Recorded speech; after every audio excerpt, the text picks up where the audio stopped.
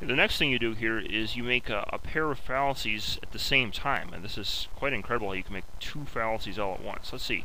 815. He's defending Platonic forms, and that's ridiculous. All knowledge reduces to reality. There is no disconnected knowledge anywhere else. It would be knowledge of nothing. That's not knowledge. For 1413, you say, because if it doesn't, that means it's not tied to reality, because empirical data simply means reality. 1558. So it must be a non-reality, supernatural realm of ideas that aren't connected to reality. You make two fallacies in every one of these statements, and those would be the fallacy of equivocation and the bare assertion fallacy.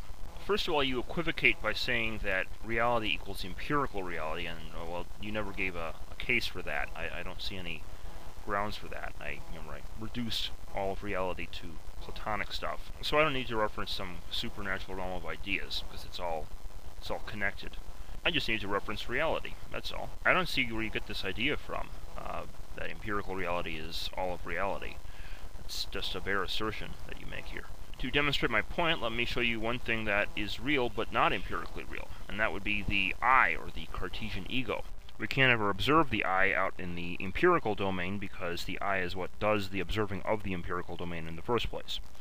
Now, some people like to deny that they actually have a Cartesian ego, that there's nothing going on upstairs, but we call these people P-zombies, and they're quite irrational. You obviously can't argue with a zombie.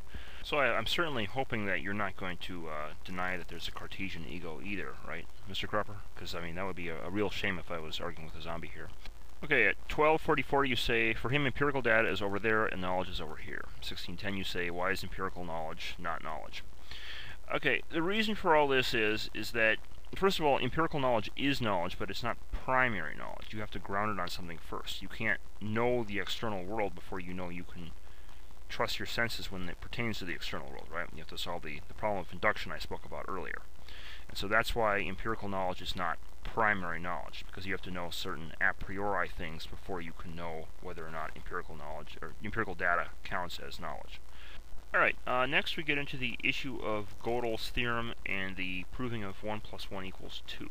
At 944 you say, only an imbecile, a retard, or a Platonist would say, prove that you have 2 pens, when here I hold 2 pens. Okay, first of all, that's not what I'm saying. I'm saying the exact opposite. Remember, I agree with you that trying to publish a 260-some page book to prove that 1 plus 1 equals 2 is kind of ridiculous. But my whole point here is that we don't need to prove 1 plus 1 equals 2 because we know it intrinsically. We can, count up a priori concepts in our head, such as the Cartesian ego, the concept that truth exists, and so forth, and then just, count those in the same way that we see pens. We don't even have to look at the outside world. We could just know that the number 2 exists like this. So no, what I'm saying is that we do not need to prove 1 plus 1 equals 2 because we simply know it intrinsically as Platonic knowledge. But instead of accepting it as intrinsic knowledge, you just go on and decide to bash on Gödel instead, which I don't think is really justified. At 1822, you say, I have not heard anything to make me think he did anything valid. Okay, you were complaining that he was dealing with infinities before, right? That this is because of, infinities don't exist. He was trying to work with them mathematically, and it was nonsense he was working with. Gödel's theorem has nothing to do with his work on infinities. Gödel's theorem is completely proven, and it doesn't have anything to do with transfinite numbers or the Cantor's continuum hypothesis or any of those other things that make mathematicians end up in the insane asylum. So no, Gödel's theorem is a theorem of logic, and you're not allowed to throw it out like that. At 2022, you say, why would that be, regarding Platonic, the fact that 1 plus 1 equals 2 is Platonic knowledge, and then you say that this and this, the 2 pens equals 2 pens. Well, the reason it's Platonic knowledge is, first of all, it's the number 2 itself is a concept in your head, and so we can identify it as a Platonic form.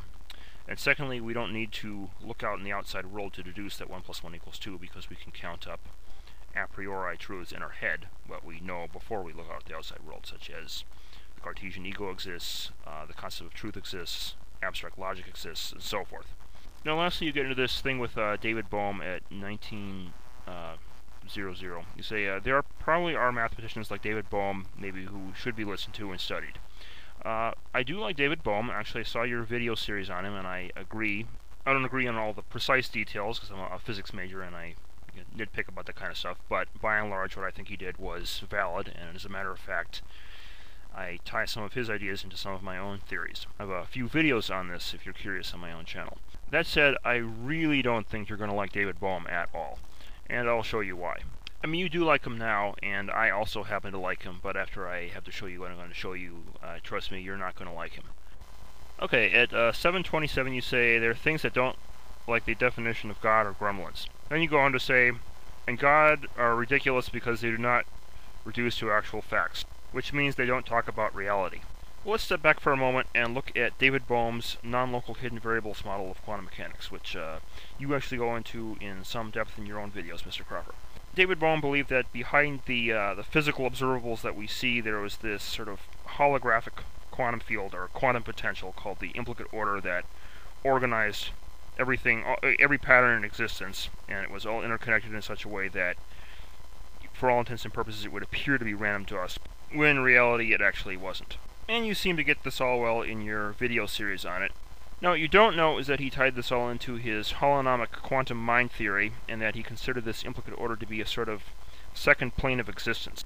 He then thought that behind the implicate order there was a even greater implicate order. There was like a super implicate order and a super duper implicate order. And then let's see how he describes this last implicate order. Okay, there's this interview with him. This guy's asking, is the super implicate order a euphemism for God? He then says, I don't know what the meaning of the question is, since the super implicate order is in turn part of a still greater implicate order. It's not a euphemism for God because it's limited. Weber, this guy interviewing him, says, then let's shift the question to this ultimate super implicate order.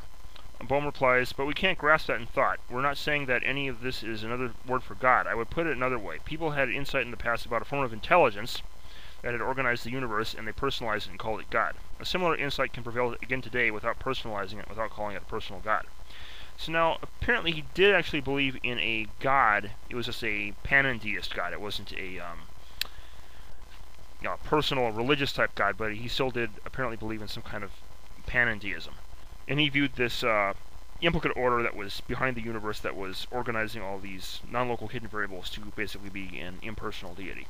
Now, on further analysis, what's kind of interesting here is when you look at this, he has this sort of nesting Russian dolls version of reality, with the bottom level being the physical world, and you go up several levels. There are different planes of existence.